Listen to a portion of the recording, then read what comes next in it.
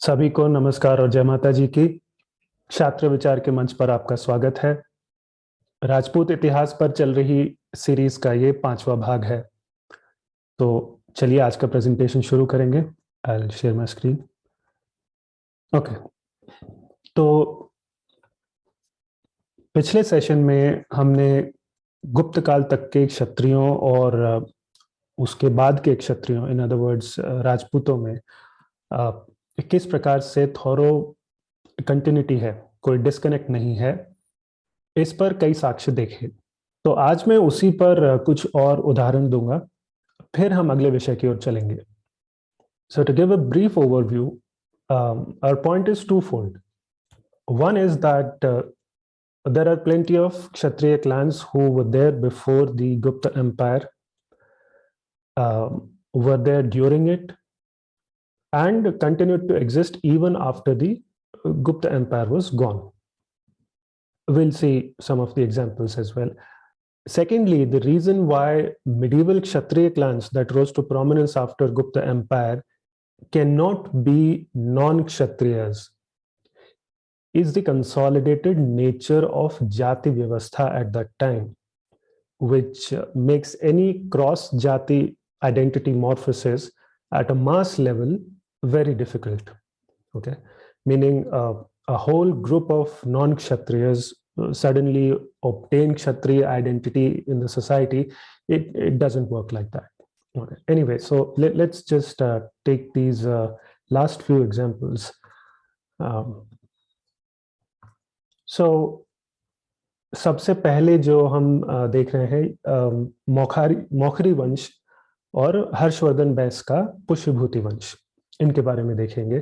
तो गुप्त साम्राज्य शुरू होने के बहुत पहले से राज करते मौखरी राजवंश के क्षत्रिय होने के संकेत 6ठी सदी के हराहा शिलालेख में और 7वीं सदी की जो बाणभट्ट लिखित हर्षचरित है उससे मिलते हैं। तो हराहा शिलालेख which is on your screen, उसके अनुसार राजा अश्वपति ने वैवस्वत से 100 पुत्र प्राप्त किए और उन्हीं के वंशज आगे चलकर मौखरी वंश कहलाए। ठीक है, तो ये यहाँ एविडेंस, हर्षचरित की एविडेंस हम आगे की स्लाइड्स में कवर करेंगे। Will come to that. तो गुप्त साम्राज्य जब चल रहा था तब मौखरी उनके सामंत थे, जो कि शंकरपुर कॉपर प्लेट से हमें सिद्ध हो जाता है। नाउ साम्राज्य समाप्त होने के बाद भी कुछ गुप्त राजवंश छोटे मोटे राज्य चला रहे थे, आगे कुछ सदियों तक चले, जिनसे मौखरियों के विवाह भी हुए। ओके, सो ये जो आप नीचे देख रहे हैं, सतपुड़ा के पहाड़ों में असीरगढ़ नाम का स्थान है जहाँ एक किला भी है। तो वहां से एक ताम्रपत्र की एक मोहर मिली थी 6ठी सदी की, और उसके अनुसार ऐसा एक विवाह आदित्य वर्मन मौखरी और मालवा की एक गुप्त वंशीय राजकुमारी का आपस में हुआ। ठीक है, और इसके अलावा अगर आप देखें तो मौखरी वंश के ग्रहवर्मन जो थे, इनका विवाह पुष्यभूति राजा हर्षवर्धन की बहन राज्यश्री से हुआ। This happened at the junction of 6th and 7th century AD, और उस विवाह को हर्षचरित लिखते समय बाणभट्ट ने सूर्यवंश और चंद्रवंश का मिलन बताया है। ठीक, अच्छा, यहाँ इमेज की अगली ही लाइन देखिए साथ में, तो मौखरी ग्रहवर्म से जो विवाह हुआ उस पर ग्रहवर्म या मौखरी वंश की तुलना चंद्रमा से की गई है। इट सेज इदानीम तु शशिव शिरसा, कि उन्हें पुष्यभूतियों ने उसी प्रकार धारण किया जैसे शिव ने चंद्रमा को धारण किया सिर पर। Okay, other than this if you see below, पुष्यभूतियों का एक और विवाह मधुबन शिलालेख से पता चलता है कि आदित्यवर्धन और गुप्त वंशीय एक राजकुमारी के बीच हुआ।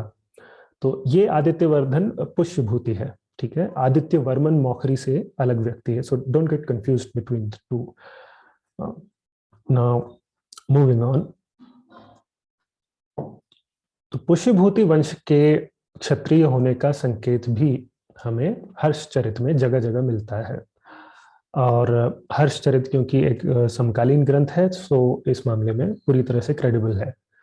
तो गृहवर्म और राजश्री के विवाह का एग्जाम्पल हम अभी देख चुके हैं, जहां पुष्यभूति सूर्यवंशी और मौखरी चंद्रवंशी क्षत्रिय बताए गए हैं। Now the remaining examples are on your screen. सबसे पहले तो हर्षवर्धन को सहज तेज वाले पुष्यभूति वंश में जन्मा बताया गया है हर्षचरित में। फिर राजा हर्षवर्धन के बचपन पर एक जगह लिखा गया है कि जब सोने में गढ़ी बाघ नखों की एक माला राजकुमार हर्षवर्धन के गले में पहनाई गई तो उनका स्वाभाविक क्षत्रिय तेज प्रकट होने लगा। ठीक इसी तरह द बॉटम वन, ये हर्ष के बड़े भाई राज्यवर्धन को यहाँ वीर वंश में जन्मा बताया गया है। और वीर शब्द जो है, if you look at the old literature, ये क्षत्रिय के सिनोनिम की तरह जगह जगह प्रयोग होता था, सो इंटरचेंजेबली। तो इस सब का सार ये है कि मौखरी वंश और पुष्यभूति यानी बैस वंश ये गुप्त साम्राज्य के समकालीन रहे। गुप्त साम्राज्य मिटने के बाद भी गुप्त शासक मौखरी वंश और पुष्यभूति तीनों क्षत्रियों के रूप में राज कर रहे थे और आपस में विवाह कर रहे थे। तो कैसा गैप? जिस तरह मौखरी क्षत्रिय वंश ईसा पूर्व की अंतिम सदियों में शुरू हुआ, पुष्यभूति क्षत्रिय वंश 5वीं सदी ईसवी में शुरू हुआ पुष्यभूति नाम के एक मूल पुरुष से, उसी तरह आगे की सदियों में प्रतिहार, चौहान जैसे क्षत्रिय वंश 6वीं 7वीं सदी में शुरू हुए। तो इसमें संदेह उठाने वाली कौन सी बात है? Old clans, they go into obscurity and new clans arise. It has been happening for thousands of years, at least among the Kshatriyas. So there is nothing out of the ordinary about it. Now, next we'll go to the Mauryas and see another case of Kshatriya clans displaying ancient to medieval continuity. Okay, let's go there. Yeah. तो गुप्त साम्राज्य से सदियों पहले का मौर्य वंश मौरी नाम से मध्यकाल तक पाया जाता है।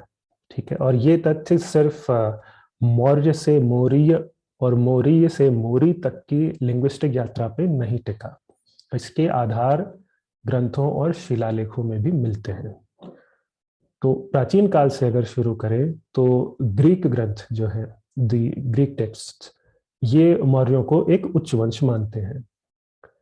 अच्छा, उसके बाद ये 1st सेंचुरी BCE के आसपास लिखा गया दीघ निकाय नाम का एक बौद्ध ग्रंथ है, विच at the the middle of your screen. तो ये क्या कहता है कि गौतम बुद्ध के देह त्यागने पर अंतिम संस्कार के लिए मौर्यों ने उनकी देह पर दावा किया, इस आधार पर कि मौर्यों की ही तरह बुद्ध भी क्षत्रिय वंश के थे।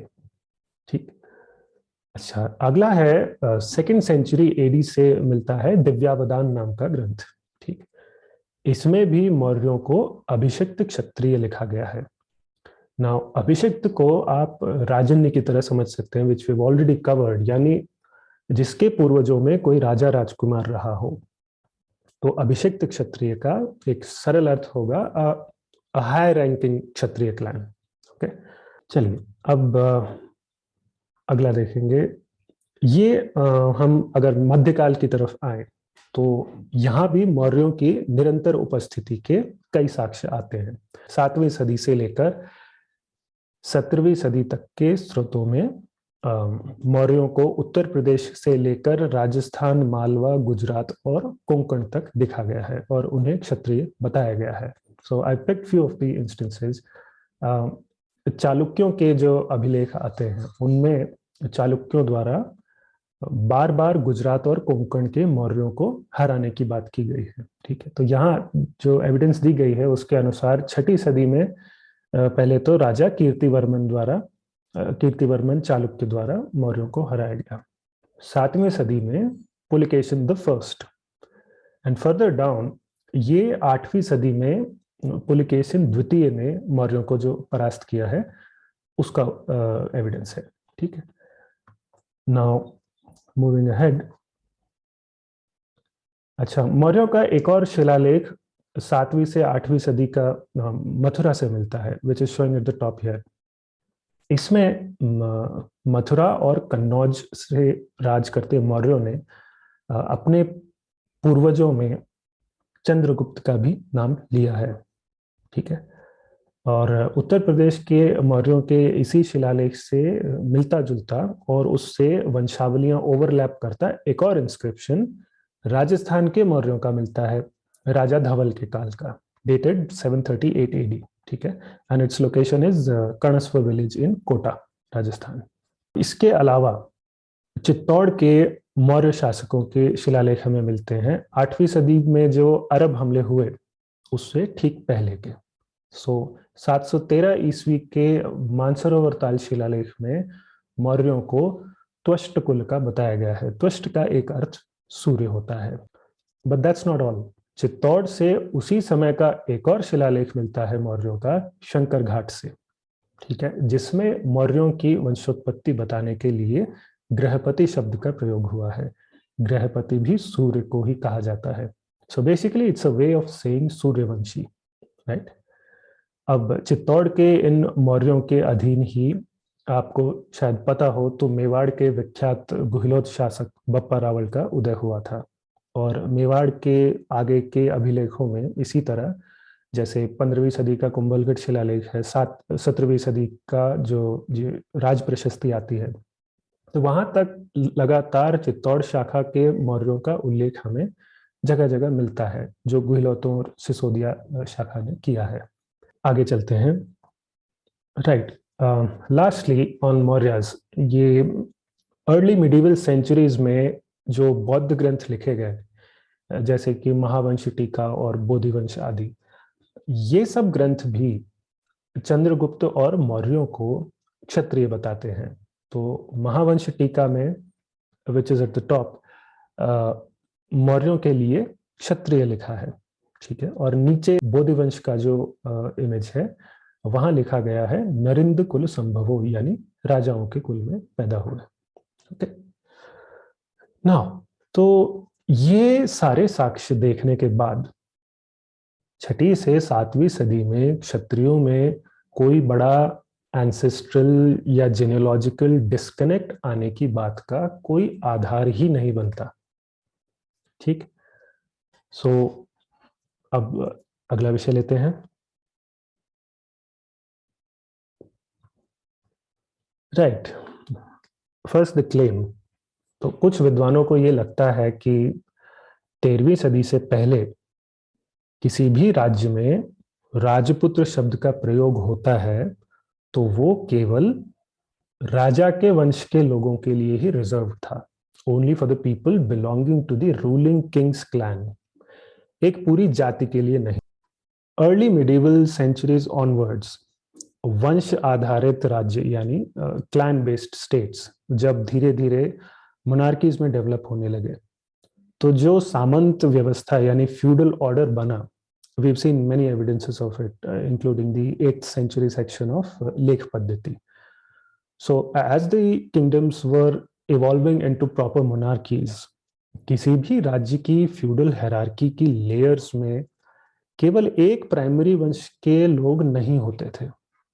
मीनिंग, जिस वंश का एक राज्य में राजा था, उस प्राइमरी क्लैन के अलावा अन्य वंशों के लोग भी बड़ी संख्या में शासन व्यवस्था में भागीदार बनते थे। और भी आगे जाएं तो मुगल काल से तो दूसरी जातियों के लोग भी काफी दिखाई देते हैं। So that was a big difference between clan based states and the monarchies, which were more accommodating in terms of their power structure and polity. So coming back to the pre-Turkish era, medieval centuries, early medieval centuries, दूसरे क्षत्रिय वंश जिनसे इस primary ruling clan के marital relations भी होते थे, उन्हें administrative positions के अलावा जागीरें भी दी जाती थी। They were treated as respected vassals और as allies. ठीक है। तो हर राज्य का रूलिंग क्लैन अपने बाकी सहयोगी वंशों के लोगों को संबंधिन कहता था। ठीक है। So basically it It became a network of kinship and intermarrying clans. ठीक है. And you can say that the level of power of various clans and their relationships, those things of course kept changing over a period of time. तो शासन जो है वो definitely कोई one man show या one clan show नहीं होता था. ठीक है. Now coming to the usages of Rajputra word in this feudal context. किसी राज्य के मुख्य रूलिंग वंश से बाहर के क्षत्रिय वंशों को राजपुत्र पहचान के साथ फ्यूडल और एडमिनिस्ट्रेटिव पोजीशंस मिलने के कई उदाहरण हैं. ठीक है. So will see some of them. सबसे पहले ये 11th सेंचुरी एडी मेवाड़ के रावल विजय सिंह गुहिलोत का कदमाल ताम्रपत्र है. इसे फिर से देखिए. यहाँ राजपुत्र शब्द का प्रयोग किसके लिए हुआ है? चौहानों के लिए हुआ है, जबकि राज्य उस समय गुहिलोतों का था. राइट. चलिए, और नीचे है ये 12वीं सदी की शुरुआत का पालड़ी शिलालेख है. इसे भी फिर से देख लीजिए. तब राज था अरि सिंह गुहिलोत का, और शिलालेख में सोलंकी वंश के व्यक्ति को राजपुत्र कहा गया है. ठीक.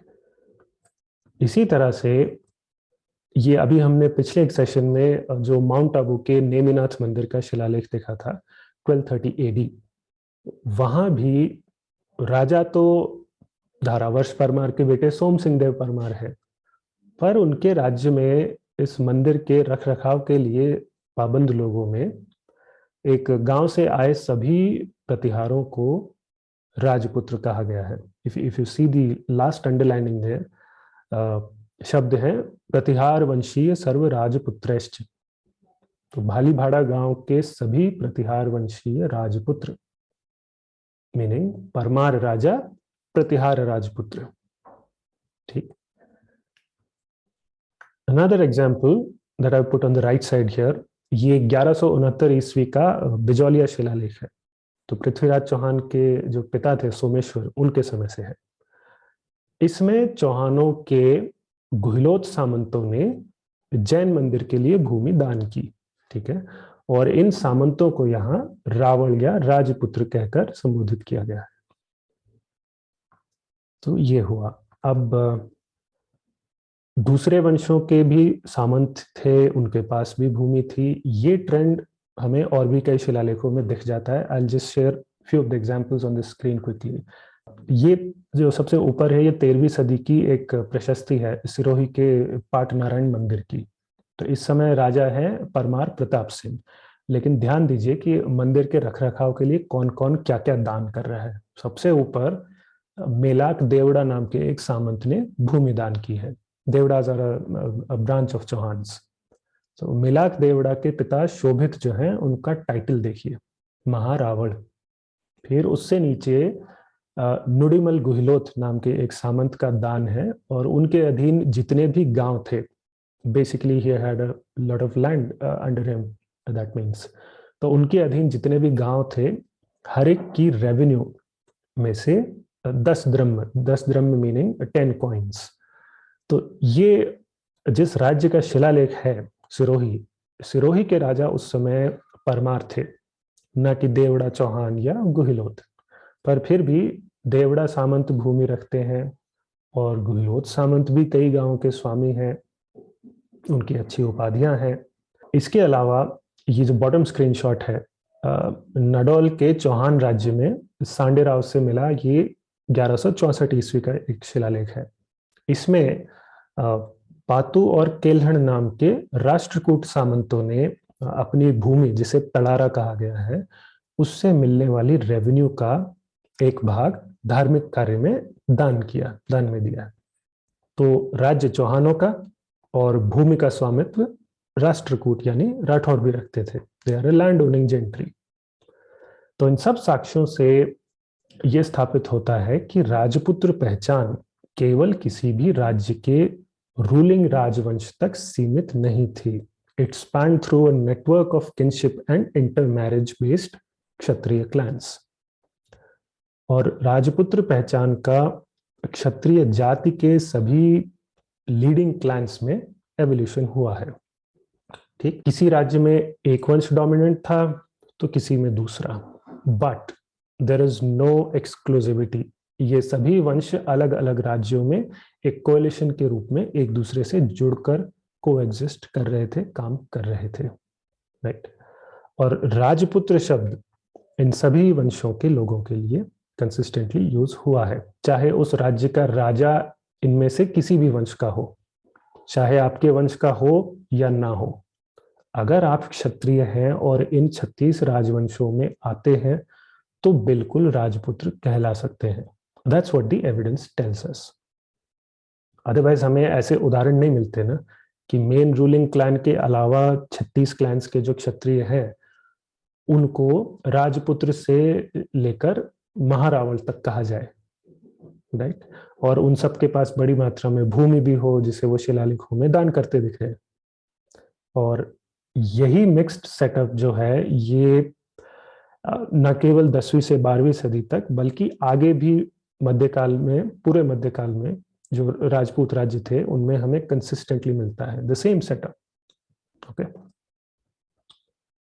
नाउ एक और बात कही जाती है कई बार कि कोई भी व्यक्ति या ग्रुप जिस भी ओरिजिन के हो, अगर किसी तरह से एक बार किसी राज्य को प्राप्त कर ले तो वो राजा महाराजा जैसे टाइटल्स तो आसानी से ले ही लेंगे, उनकी आने वाली पीढ़ियां भी क्षात्र कर्म करते हुए फिर क्षत्रिय या राजपुत्र कहला सकती है, क्योंकि क्षत्रिय बस एक वर्ण है और राजपुत्र बस एक क्लास है। ठीक, ओके। तो जब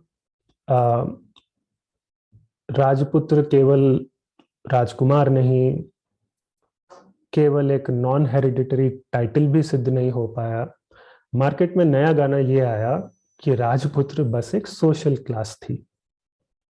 पहला पॉइंट तो ग्राउंड पर ऐसा होने के वास्तविक उदाहरण नहीं मिलते। जब हम मध्यकाल के शिलालेखों में किसी को भी राजपुत्र पहचान लिए देखते हैं और शिलालेख में उस व्यक्ति के वंश का नाम आता है तो ये लोग हमेशा 36 राजवंशों में से ही किसी एक के पाए गए हैं। They are not from outside of that spectrum of 36 clans. और हम पहले विस्तार से देख चुके हैं कि ये जो 36 क्लैंस का ये कॉन्सेप्ट है ये जाति व्यवस्था से कैसे गहरा जुड़ा हुआ था।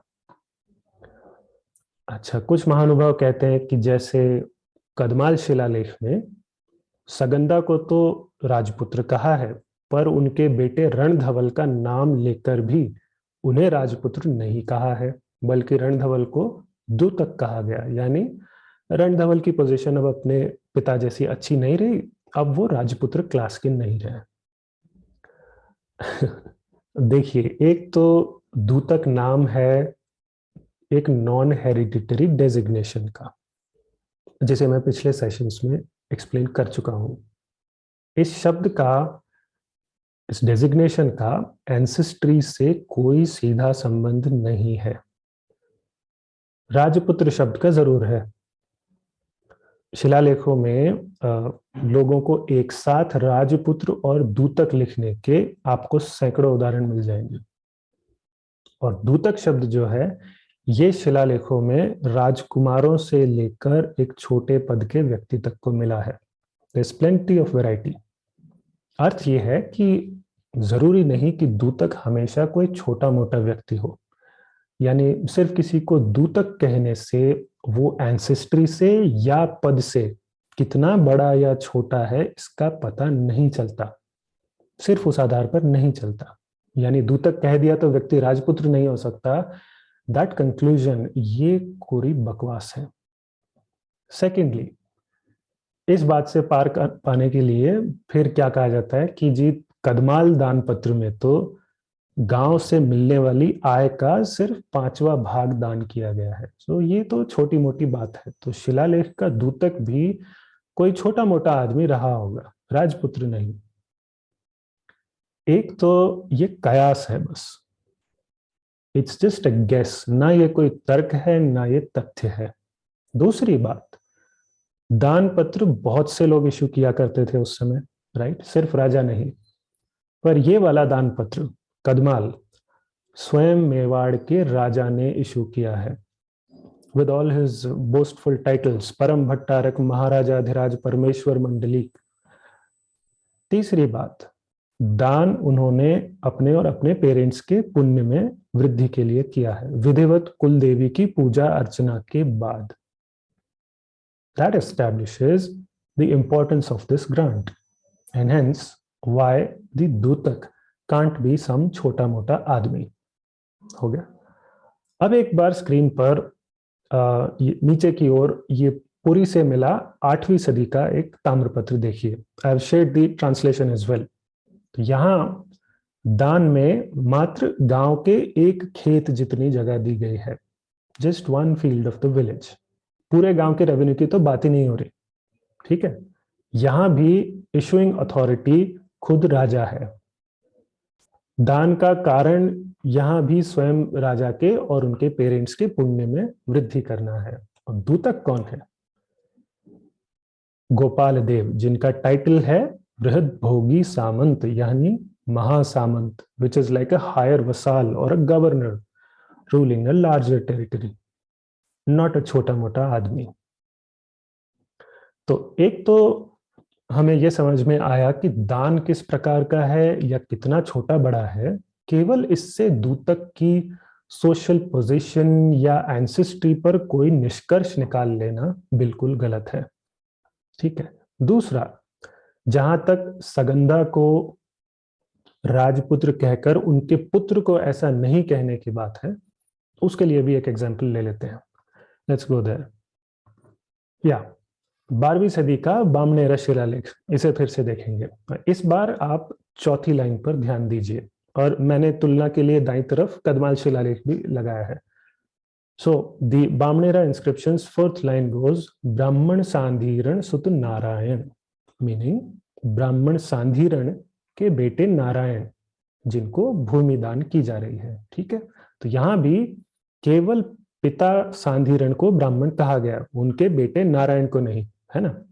तो क्या मैं इस आधार पर यह कह दूं कि 12वीं सदी में ब्राह्मण कोई जन्मना पहचान या जाति नहीं थी, जरूर कोई क्लास रही होगी, सोशल क्लास।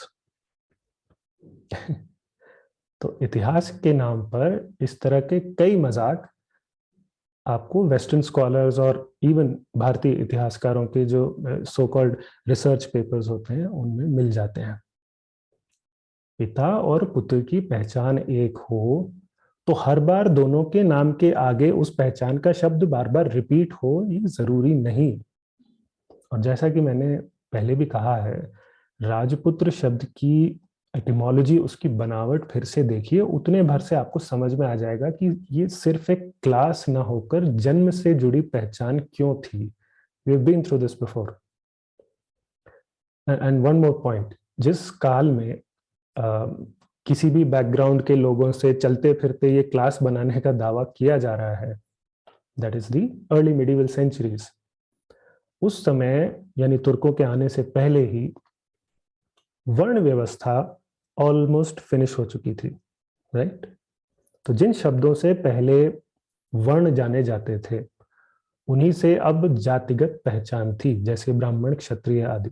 तो उस समय भी क्षत्रिय शब्द एक जाति की तरह ट्रीट होता था। और ये जाति व्यवस्था जो है 13वीं सदी से बहुत पहले ही एस्टैब्लिश हो गई थी, रिजिड हो गई थी। सभी जातियों में वंश और गोत्र परंपरा का महत्व बढ़ गया था। और जब ब्राह्मणों में हमें बहुत पहले से जन्म आधारित गोत्र व्यवस्था का पालन होता दिख रहा है, which we have already covered with an example of Bhardwaj गोत्र in a previous episode. तो उसके बाद भी हम अगर क्षत्रियों को केवल कर्म आधारित वर्ण मानने लगे तो इस बात का कोई आधार नहीं है। और अर्ली मिडिवल सेंचुरीज में जो सपिंड विवाह यानी 6 पीढ़ियों पीछे तक के अपने सभी ब्लड रिलेशंस में से निकले किसी भी व्यक्ति से विवाह वर्जित होना, तो ये इस तरह के सब विधान स्मृतियों से शुरू होते हैं जो हमारे धर्म ग्रंथ हैं। and their prevalence in society has been noticed by foreign scholars like Huensang, Al-Biruni, local scholars like Acharya Hemachandra, as well as the inscriptions of the royals, all of them well before the so-called 13th century threshold. Right? So we'll see all that evidence soon. But I'm giving a summary beforehand that the social structure was already rigid and it didn't allow just anybody to come in and transform their identity completely into a Rajputra or anybody else for that matter. Yes, there was some mobility which people relate to class, but it was mostly limited within the jatis that you belong to. Right? अपनी जाति के भीतर आप बिल्कुल अपर and lower class में वो होती भी थी और उसमें मूवमेंट भी हो सकता था. So for how these social classes existed within the jatis, we'll look at an evidence from early 7th century, which is coming from the Chinese traveler Huensang, also known as Yuan Chuan. So let me go there. तो चीनी यात्री Hiuen Tsang कहते हैं कि भारत में न सिर्फ जन्मना जाति के भीतर ही विवाह होते हैं, बल्कि जाति के भीतर भी क्लासेस थी. यानी समाज में आप कितने अमीर, प्रभावशाली या शक्तिशाली माने जाते हैं, उस अनुसार विवाह होते थे. और क्योंकि यहाँ क्लासिफिकेशन वेल्थ और पावर के आधार पर हो रहा है instead of ancestry, so this is where mobility is available. ठीक है, तो एक वर्ण या जाति में से दूसरे में हॉप करने जितनी मोबिलिटी अब नहीं रह गई थी. और एक्सेप्शनल केसेस में जब जहां ऐसा जाति परिवर्तन हुआ है, उसे तब के ऐतिहासिक ग्रंथों में अच्छे से दर्ज किया गया कि ये लोग पहले इस जाति के थे और अब सो एंड सो हैं. But I leave that point for the time being. राजपुत्रों की ओर वापस आते हैं. तो राजपुत्र वर्ग को अगर अर्ली मिडिवल सेंचुरीज में मैं थोड़ी देर के लिए एक क्लास भी इमेजिन कर लूं, मान लेते हैं एक बार क्लास थी. तो क्लास किसमें थी? ये क्लास बाय बर्थ क्षत्रिय जाति का एक सबसेट ही थी. इसमें क्षत्रियों के बाहर से सब्सटेंशियल इनपुट आने के कोई साक्ष्य नहीं है.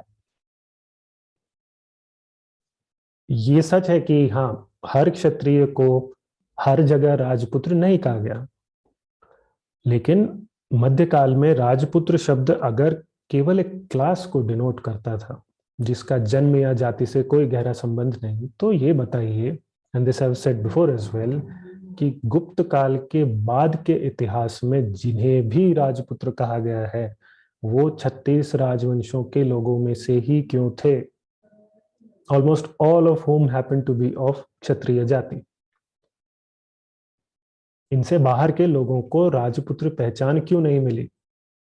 If class mobility was so untied, unrelated from the jati and vansha systems, then why don't we see plenty of Vaishya Rajputras, Brahman Rajputras and so on?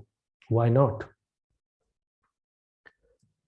तो इतिहास में जब जो लोग राजपुत्र कहलाए वो सभी जन्मना क्षत्रिय कुलों में से ही निकलकर आते थे, which were also among the 36 royal clans.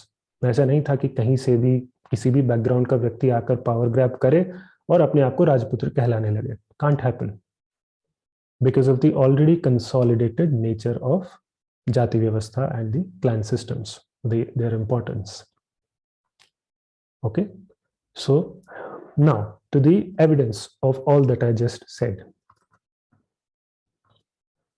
So we'll start with ancient India. Megasthenes से लेकर स्ट्राबो और एरियन तक ग्रीक विद्वानों ने भारत पर जो कहा है उसका एक अंश आपकी स्क्रीन पर है. तो यहाँ लिखा है कि भारत में कोई भी व्यक्ति अपनी जाति से बाहर विवाह नहीं कर सकता था, एंडोगेमी, और साथ ही व्यक्ति अपनी पारंपरिक वृत्ति यानी जो ट्रेडिशनल बर्थ बेस्ड ऑक्यूपेशन है उसे भी नहीं बदल सकता था. और आपको बता दूं, जाति व्यवस्था के दो महत्वपूर्ण स्तंभ होते हैं, टू कॉर्नर स्टोर्स और पिलर्स, वृत्ति और विवाह. Occupation and marriage. तो यहाँ 2000 साल पहले की एविडेंस क्या कह रही है? वृत्ति यानी जाति की ऑक्यूपेशन एक है, उस जाति के लिए एक्सक्लूसिव है, अन्य जातियों से शेयर नहीं होती है ऑक्यूपेशन, और विवाह भी जाति के भीतर ही होगा, बाहर नहीं। Again there may be some exceptions, but this is the general norm prevailing in the society. Okay, और गौतम बुद्ध का उदाहरण जो हम पीछे कई बार देख चुके हैं, ये यहाँ फिर से रेलेवेंट हो जाता है। So I have added at the bottom of the screen. ईसा पूर्व की अंतिम सदियों में, यानी 2000 साल पहले जब पाली साहित्य लिखा गया था, तब भी बुद्ध से जब उनकी जाति या वंशोत्पत्ति पूछी गई तो उत्तर में वो कहते हैं कि मैं जन्म आधारित किसी पहचान से अपने आप को अब नहीं जोड़ता। और ऐसी जन्म आधारित पहचानों में वो किसे गिनाते हैं?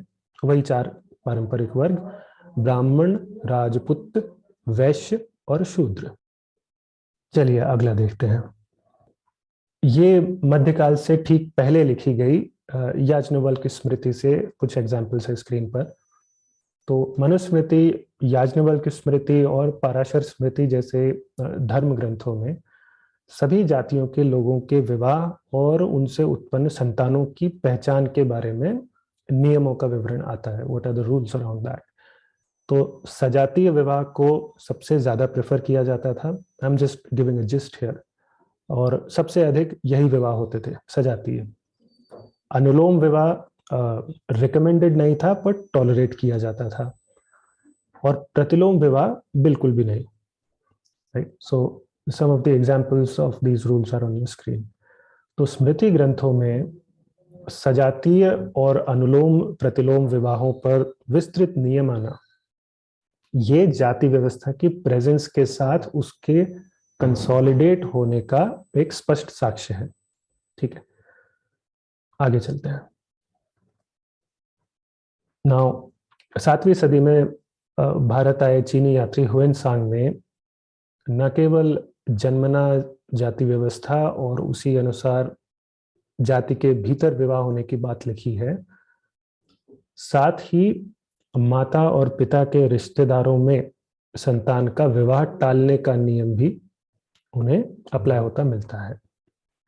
और उत्तर भारत के अधिकतर राजाओं को उन्होंने यहाँ जन्म से क्षत्रिय बताया है। ठीक है, then what you seeing on the right, ये अरब यात्री सुलेमान अल ताजिर ने मिड 9th सेंचुरी में भारत की यात्रा की थी, उसका एक एक्सट्रैक्ट है दाईं तरफ। तो प्रतिहारों, राष्ट्रकूटों और पाल वंश आदि के भारतीय राज्यों की बात करने के बाद सुलेमान इन सब के बारे में एक बात कहते हैं कि इन राजवंशों की जन्म के आधार पर एक जाति है।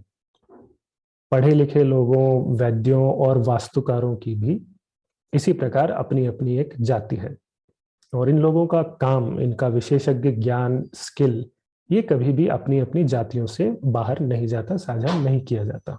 ठीक है, सो इसके बाद ये जो उदाहरण है, ये 13वीं सदी के एक विद्वान थे हिमाद्री, जिन्होंने 11वीं सदी के आदित्य पुराण के नियमों का साइटेशन देते हुए यहाँ कहा है कि कैसे अंतरजातीय विवाह पूरी तरह वर्जित था। सो इन रिस्ट्रिक्शंस को बेसिकली कलिवर्ज कहा जाता था, कि कलियुग का प्रभाव होने के कारण क्या क्या वर्जित है। सो अंतरजातीय विवाह पूरी तरह से उस कारण से वर्जित बताया गया है। नाउ इसके बाद भी कहीं कहीं ऐसे विवाह हुए होंगे, but like I said, those are few exceptions and not the norms of how society is functioning. Over to the next. इस स्लाइड पर दिए साक्ष्य ये अर्ली 11th सेंचुरी में आए अल बरूनी की किताब अल हिंद से हैं। So on the top left Al Biruni कहते हैं कि ब्राह्मण लोग क्षत्रियों को वेद पढ़ाते थे, पर वेद पढ़ने के बाद भी क्षत्रियों को आगे वेद किसी और को पढ़ाने का अधिकार नहीं था। That teaching part was reserved for Brahmins only. Again, occupational exclusivity typical of a consolidated जाति व्यवस्था। अल-बरूनी के समय से पहले ही ब्राह्मण, क्षत्रिय, वैश्य और शूद्र, इन चारों के वर्ण से जातियों में बदल जाने का प्रमाण ये तो अल-बरूनी के सीधे वाक्य से मिल ही जाता है, which is on the top right। लेकिन अंत्यजों में भी इसका प्रूफ मिलता है।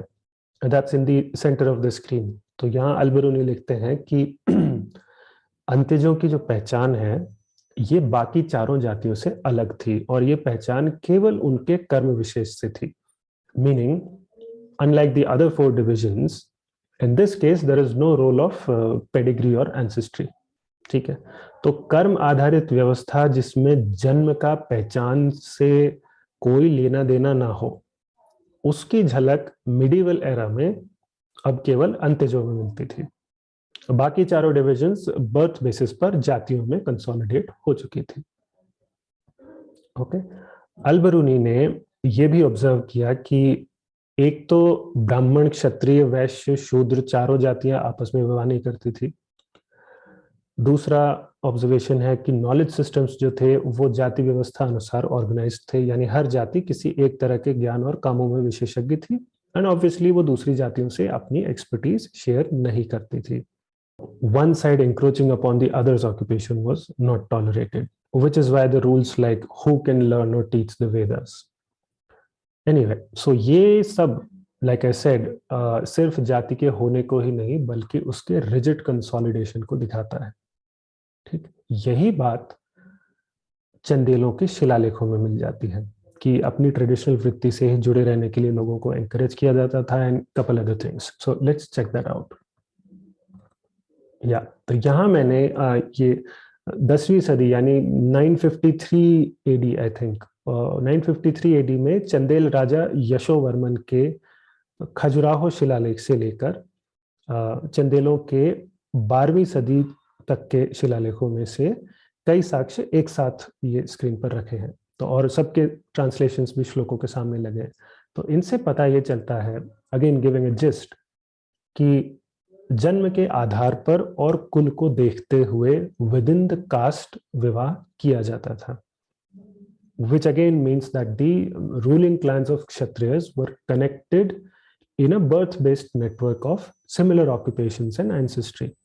In other words, जाति, जिसे आप क्षत्रिय कहें, राजपुत्र कहें या राजपूत कहें, शब्द तो भाषा अनुसार एक समय के बाद परिवर्तित हो जाते हैं, but the evidence consistently points towards a जाति।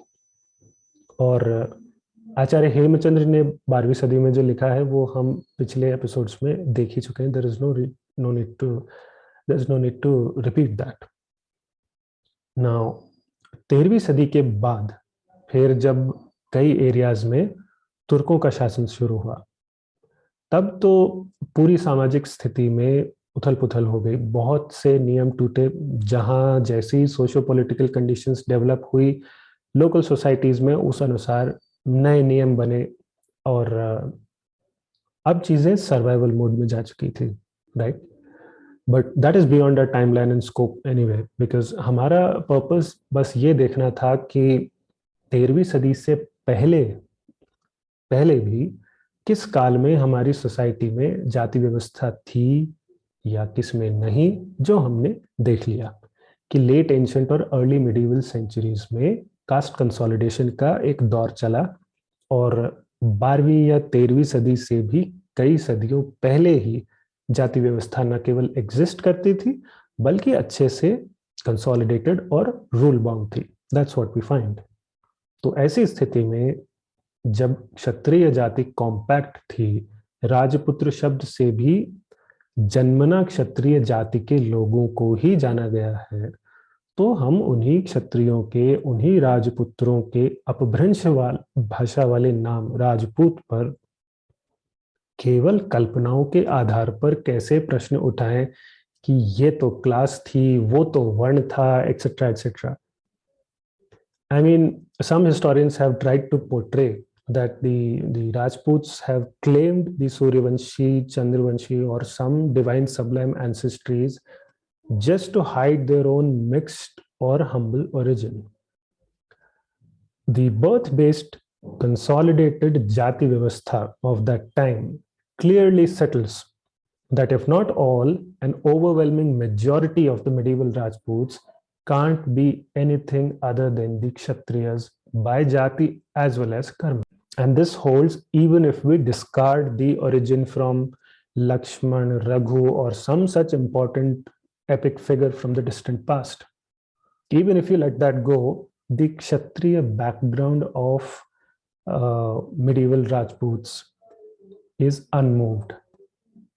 तो ये भ्रम जिसे भी है अपने मन से निकाल दीजिए कि जहां भी लिटरेचर या एपिग्राफी में ब्राह्मण क्षत्रिय जैसे शब्द मिलते हैं उनका अर्थ सभी जगह केवल कर्म आधारित वर्ण होता है या राजपुत्र केवल एक क्लास थी या इसमें तो बहुत से मिक्स्ड ओरिजिन के लोग थे, ऐसा बिल्कुल नहीं है।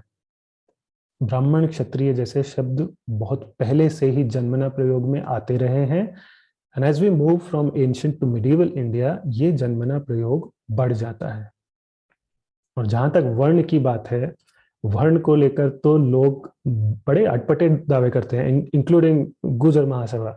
अब इनकी बातों में कितने कॉन्ट्रडिक्शंस हैं, विरोधाभास है, वो देखिए। एक तरफ तो ये कहा जाता है कि महाभारत काल के बाद वर्ण व्यवस्था भंग हो गई और क्षत्रिय वर्ण समाप्त होकर उससे जातियां बनने लगी, जैसे गुर्जर, जाट, अहीर, राजपूत, और ये सब लगभग 2,500-3 हजार साल पहले हुआ बताया जाता है। ठीक है, फिर दूसरी तरफ ये भी कहा जाता है कि जी प्रतिहार, चौहान आदि जितने भी वंशों ने 1000 साल पहले अपने आप को शिलालेखों में सूर्यवंशी, चंद्रवंशी, क्षत्रिय लिखा है, वो क्षत्रिय तो वर्ण है। भाई साहब, पहले डिसाइड कर लीजिए क्षत्रिय वर्ण है कि जाति। वर्ण था तो कब तक था? 2500 साल पहले, 3000 साल पहले, 1000 साल पहले, कब? So I think we have covered enough on the जाति व्यवस्था and इसकी 13वीं सदी से पहले क्या स्थिति थी, इस पर हमने काफी बात कर ली। अब हम मिडिवल एरा की क्षत्रिय जाति के वंशों में 13वीं सदी से पहले और बाद में कैसे एक सार कंटिन्यूटी मिलती है वो देखेंगे। To put an end to another rubbish that there is some sort of disconnect or switch coming in around the 13th century. ठीक है, let's move there. Right. तो हमने पीछे देखा था कि जहां राजपुत्र शब्द संस्कृत का है तो राजपूत शब्द अपभ्रंश का है। हमने बात की थी कि राजपुत्र और राजपूत के बीच वंशों के आधार पर कंटिन्यूटी थी और उसके लिए प्रतिहार और पड़िहार, चाहमान और चौहान शब्दों का उदाहरण लेकर भी हमने देखा था। So let me annotate this one. अब यहाँ बाईं तरफ राजवंशों के वो नाम हैं जो 13वीं सदी से पहले प्रचलन में थे, जब राजपुत्र शब्द करेंसी में था, और दाईं तरफ राजवंशों के वो नाम हैं जो 13वीं सदी के बाद प्रचलन में थे, जब राजपूत शब्द करेंसी में था। ठीक है, राजपुत्र, राजपूत। अब सिमिलैरिटीज और डिफरेंसेस देखिए। 13वीं सदी से पहले जो लोग अपने आप को Rajputra, Kshatriya, Chahamana, let me clear this out. 13वीं सदी से पहले जो लोग अपने आप को राजपुत्र, क्षत्रिय, चाहमान, भट्टी, चापोतकट और प्रतिहार कहलाते थे, 13वीं सदी के बाद जब संस्कृत को धक्का लगा और अपभ्रंश जनित भाषाओं का प्रसार बढ़ा है, तो वही लोग अब राजपूत, चौहान, भाटी, चावड़ा और पड़िहार कहला रहे थे। ठीक है, और प्राकृत भाषाओं में हमें 13वीं सदी से भी पहले पड़िहार मिल जाता है, चाहवान मिल जाता है और राजपुत भी मिल जाता है, जिसका उदाहरण गौतम बुद्ध के काल में हम देख चुके हैं। यानी मात्र भाषा का फेर है और कुछ नहीं। मेन स्ट्रीम में संस्कृत के शब्दों का चलन कम हुआ और अपभ्रंश के शब्दों का चलन बढ़ा है। We already understand this, right? इतने से अंतर को ट्विस्ट किया जाता है, मिसयूज किया जाता है, ये जताने के लिए कि मानो राजपूत लोग ही 13वीं सदी से पहले कहीं नहीं थे। Now, why is this a bogus argument? The same way, if I was to think that Bhati word is not found before such and such century, so Bhatis were not there before XYZ century. If I do that, then I'm simply throwing away all the centuries of Bhati history when the prominent word for them was not Bhati but Bhatti of the Sanskrit language. तो जब तक भट्टी शब्द चला तब तक का उनका वो पूरा इतिहास में उठाकर फेंक दूं कि तब भाटी शब्द तो था ही नहीं, तो भाटी लोग तो थे ही नहीं। ये एक सैंपल है कि कैसी फुलिश लाइन ऑफ रीजनिंग दी जाती है राजपूत इतिहास पर सवाल उठाने के लिए। जिन क्षत्रिय वंशों को 13वीं सदी से पहले राजपुत्र कहा गया है, उन्हीं वंशों को 13वीं सदी के बाद राजपूत कहा गया है। इन वंशों के लोग न सिर्फ 13वीं सदी से पहले भी पाए जाते हैं, बल्कि उनके विवाह भी 13वीं सदी से पहले आपस में लगभग उन्हीं सब वंश 36 वंशों से हो रहे थे, जिनसे 13वीं सदी के बाद भी होते रहे। जब ज्यादा चलन में रहने वाले नाम चाहमान और प्रतिहार जैसे थे, तब भी इनके आपस में विवाह हुए। जब नाम पड़िहार और चौहान जैसे हो गए, तब भी इनके आपस में ही विवाह होते रहे। This applies to whole clans, not just the royal families of the kingdoms. यानी अगर इन वंशों का ओरिजिन 13वीं सदी से पहले किसी भी प्रकार से ऑब्सक्योर या डावाडोल होता, तो उनके परस्पर विवाह 13वीं सदी से पहले उन्हीं वंशों में नहीं हो रहे होते, जिनसे 13वीं सदी के बाद भी होते दिखते हैं, राइट? तब हमें ऐसी कंसिस्टेंसी नहीं मिलती। और विवाह किन में हो रहे हैं, किन में नहीं, ये हम पहले ही देख चुके हैं कि जाति व्यवस्था का एक कॉर्नरस्टोन है, राइट? चलिए, तो ये हुआ मैरिज फैक्टर। अब राजपुत्र से राजपूत की कंटिन्यूटी के विषय को हम सती प्रथा से समझेंगे। Before we dive there, let me give a disclaimer. सती पर जो भी जानकारी यहाँ दी जाएगी अभी, ये इस प्रथा के समर्थन या विरोध में नहीं है, बल्कि केवल इतिहास को समझने में इस प्रथा से हमें क्या मदद मिलती है, ये हम देख रहे हैं, ठीक है? तो पति की मृत्यु पर फिर से एक होने की आशा में पत्नी द्वारा अग्नि में प्राण देने की ये परंपरा है। अधिकतर ये तब होता था जब पति की किसी युद्ध में यानी असमय मृत्यु हो जाए। और लेट एंशिएंट सेंचुरीज से ही सती होने की घटनाएं क्षत्रियों में पाई गई हैं।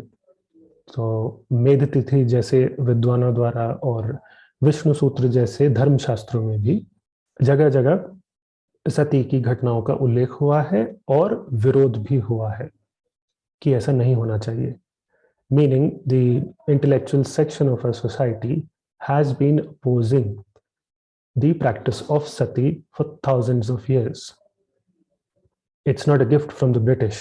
But anyway, I'll not expand on that angle here, maybe some other day. तो सती होने का उल्लेख करते सबसे पुराने शिलालेखों में मध्य प्रदेश के सागर जिले में एरन से 510 ईस्वी का एक शिलालेख आता है।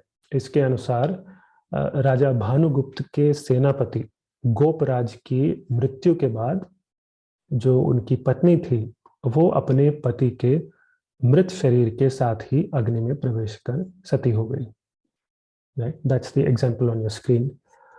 अब इसके बाद ये नीचे की इमेजेस जो हैं, ये 7वीं सदी की हर्षचरित से हैं, जिसमें सम्राट हर्षवर्धन की माता यानी रानी जो थी, महारानी, उनके सती होने का उल्लेख है।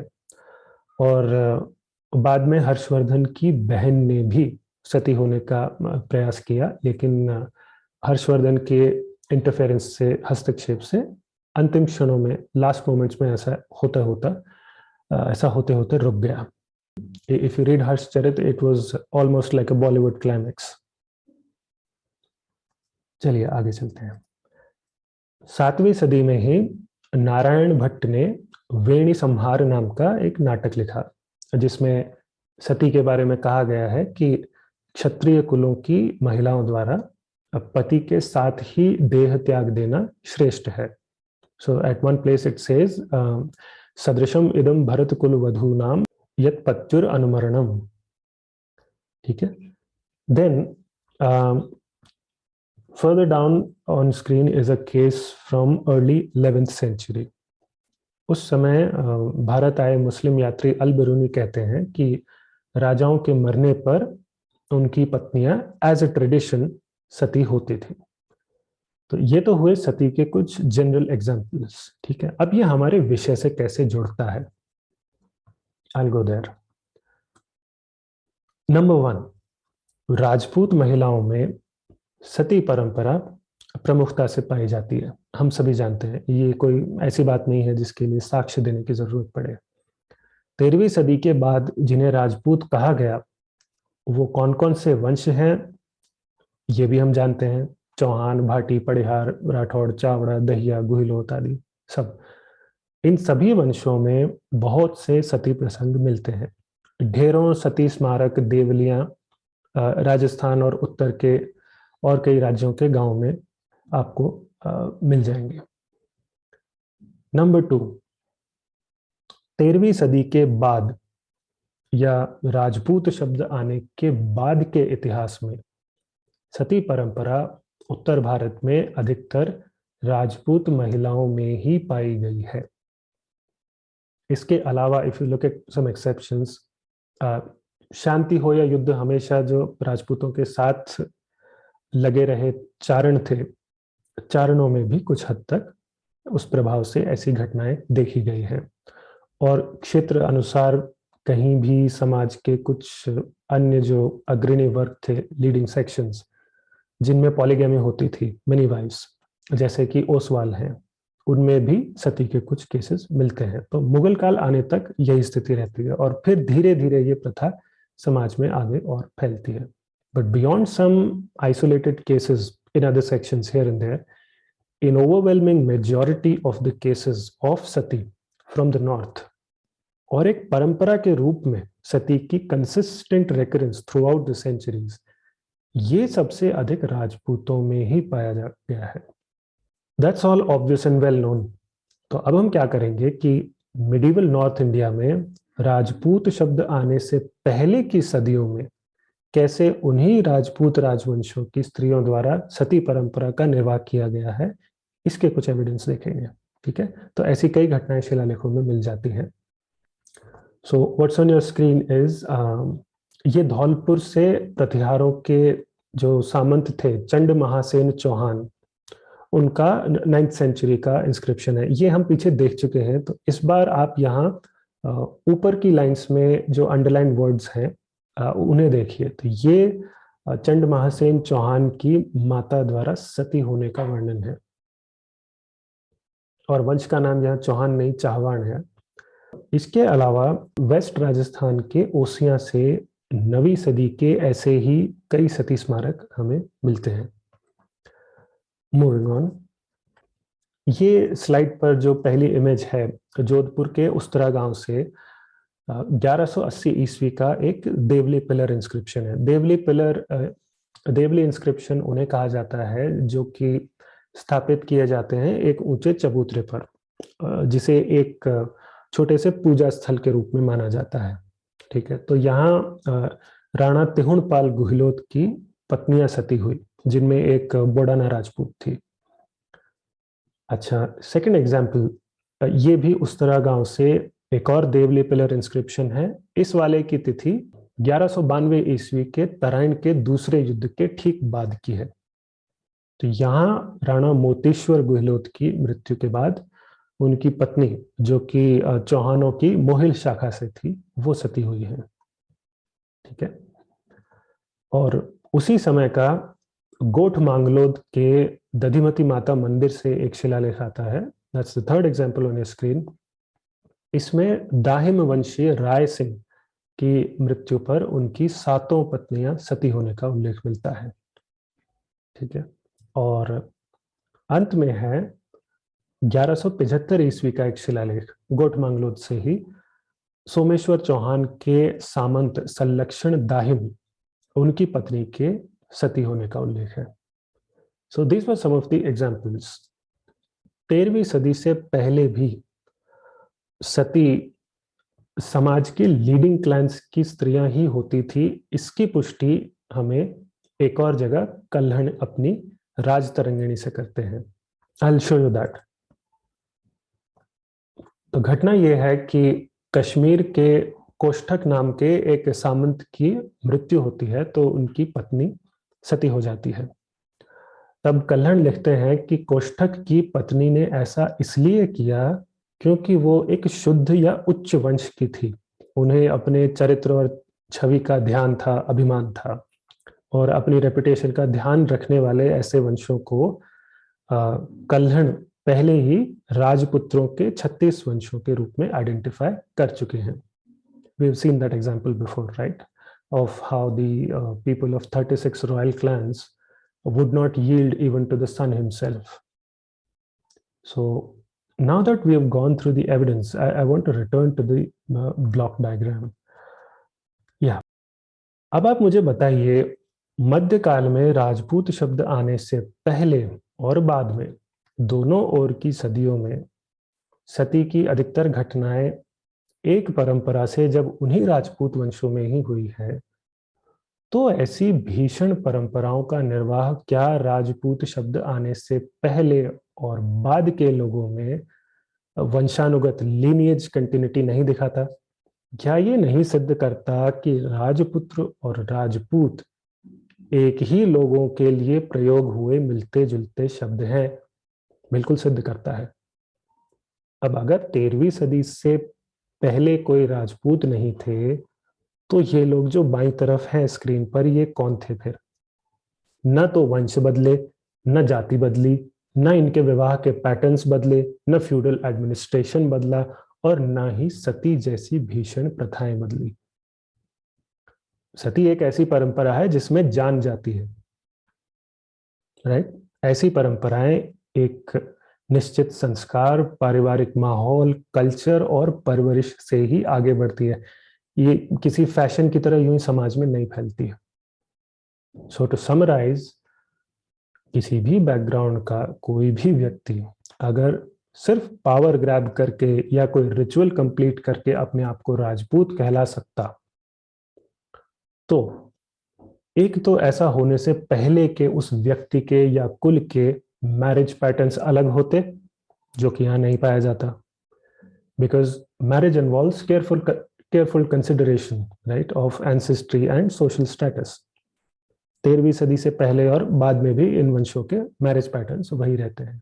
दूसरा, ऐसा होने से पहले सती जैसी प्रथाएं उस वंश में नहीं दिखती और बाद में दिखने लगती फिर, in trying to imitate a particular identity और हाई क्लास।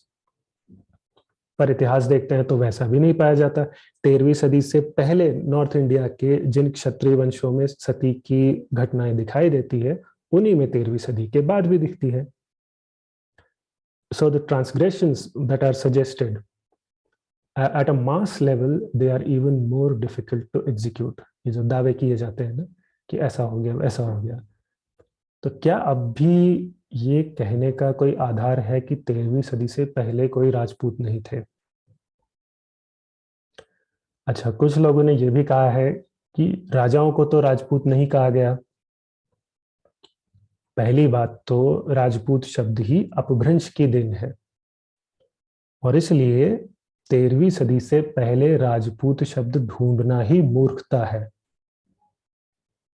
इससे पीछे संस्कृत में राजपुत्र शब्द का प्रयोग हुआ है, और प्रयोग ग्रुप कॉनोटेशन में क्षत्रिय वर्ग के लिए हुआ है। राजाओं को संस्कृत में राजपुत्र कहने के भी एग्जाम्पल्स हैं, मैं इस सीरीज के पहले भाग में कवर कर चुका हूं आई थिंक। बाकी पाली प्राकृत में राजपुत्र शब्द आया है 2000 साल पहले, we been through it so many times. दूसरी मूर्खता है ये अपेक्षा करना कि मध्यकालीन राजाओं की जातियां तत्कालीन स्रोतों में स्पष्ट लिखी हुई मिले हमें। केजरीवाल जी पूछते थे ना कि एविडेंस दिखाइए सर्जिकल स्ट्राइक की। ये भी मैं पीछे बता चुका हूँ, प्रेस कॉन्फ्रेंस में मीडिया से भी यही कहा था कि राजाओं की जातियां लिखने का चलन ही नहीं था, फॉर अ गुड रीजन। क्योंकि राजा पूरे राज्य का होता है, वो समाज के ऐसे विभाजनों से ऊपर होता है।